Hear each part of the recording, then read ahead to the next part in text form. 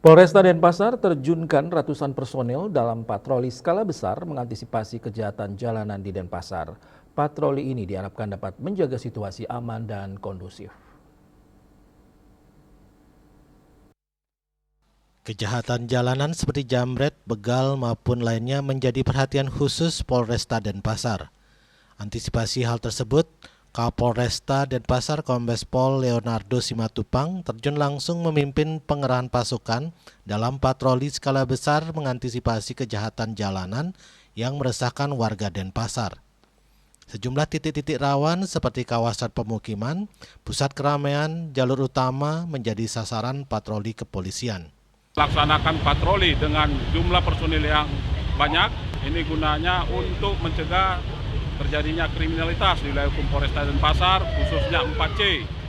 Yang kedua, menjaga situasi Kamtibmas tetap kondusif.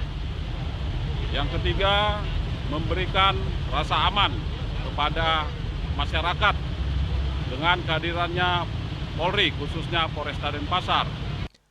Dalam pelaksanaan patroli ini dibagi menjadi 3 wilayah, yakni Denpasar Barat, Denpasar Selatan, Kute, dan Kute Selatan. Rais Wantara, Bali TV.